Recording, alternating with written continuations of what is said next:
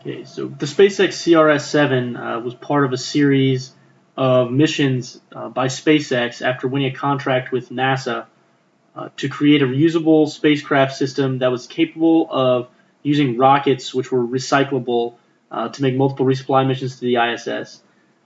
Ultimately, the system was a failure due to a strut break, which is a very small part in the second stage, that resulted in an overpressure event and caused a catastrophic failure of the system. The classification of the SpaceX CRS-7 as a physical system, the subclass is man-made. It was specifically a logistic resupply system. Here is a systemogram representing the SpaceX CRS-7 process of its development. So essentially, in the upper left corner, we have the need for a cheap space station resupply system. It was needed by NASA and was bidded on by various contractors.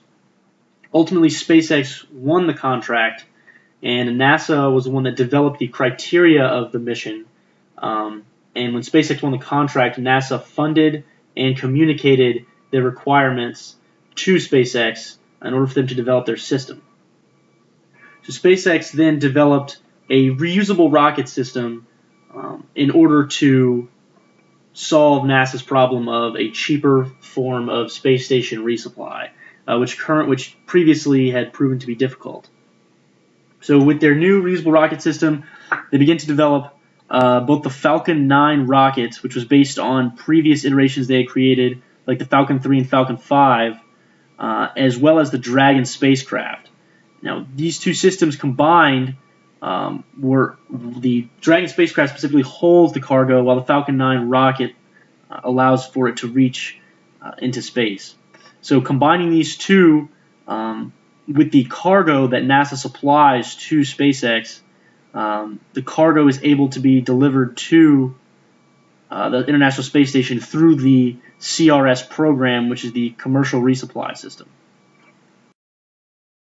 Here's a boundary diagram representing the entire process of the CRS-7. So cargo from NASA is an input that they give to SpaceX, which within the system, you can see on the left we have the first stage, which allows the second stage, which is to the right, the next part of the diagram, and combines into one rocket, which at the top, you see the final system in that diagram there is the Dragon spacecraft.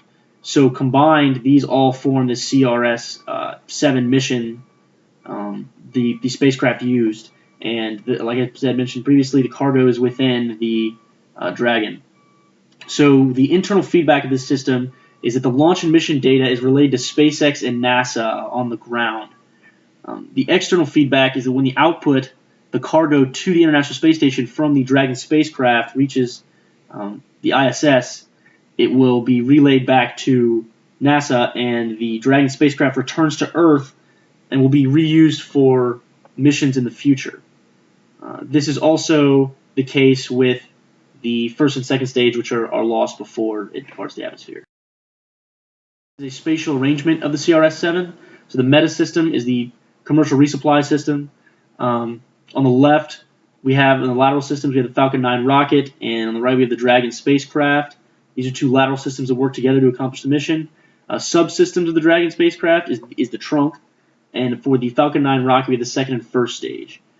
Within the trunk, there are astronauts and cargo. Now, on this mission, I should mention the astronauts were not involved, but they can be in there. As well, on the first stage, you have 9 Merlin rockets and a proprietary propellant that SpaceX created. Additionally, on the second stage, there's the vacuum engine and a pneumatic separation lock, which will release the first stage on one end, and on the other end, it will release the Dragon spacecraft. The system's life cycle.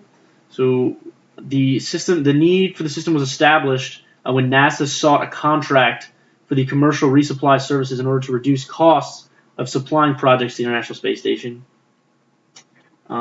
Developing the system concept, SpaceX believed that the Falcon 9 rocket they were developing already would be able to would be of some use to NASA in delivering cargo and astronauts to the International Space Station, which would satisfy the stakeholder, which is NASA in this case, needs. SpaceX ends up winning the contract in December 2008. Designing and developing the system. SpaceX was already developing the Falcon 9. It was nearing completion at this time when they win the contract. They begin shipping the parts of the first Falcon 9 with Dragon spacecraft in late December of 2008. And previously to this, November 2008, SpaceX had conducted a propulsion test of their Merlin rocket systems to ensure their correct function, and they also tested the first and second stage separately in October 2009. So at this point, when they ship the parts, they know that the rocket is going to work based on tests they've already run. In February 2010, an entire systems test was run by SpaceX successfully. At this point, SpaceX and NASA are both stakeholders in this case, and they're working to fulfill the requirements because SpaceX is receiving money from NASA to accomplish the mission, and NASA is obviously wants supplies to be developed or to be given to the space station. Then the Falcon 9 V1.1 was developed with some minor improvements, which I'll talk about later, over the V1.0, which is the one that was used for the CRS-7. Producing a system. SpaceX produced the first Falcon 9 and slowly produced additional rockets in the meantime, collecting the reusable parts as SpaceX was completing its initial NASA missions.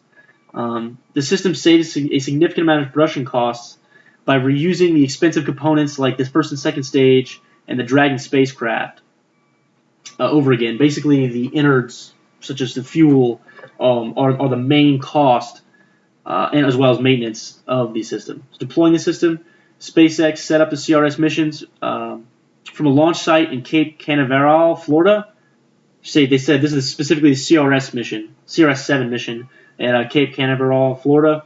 And they received support from NASA, who funded the operation, as well as the Air Force, because this was their base. So the Air Force space program became also involved in the deployment of the system, as they were interested in seeing how this technology could be pushed potentially for their own education or research benefits. The mission was assembled in a joint effort between NASA, SpaceX, and the U.S. Air Force as a whole for the launch program. Operating the system, SpaceX continued to refine the Falcon 9 rocket system as it was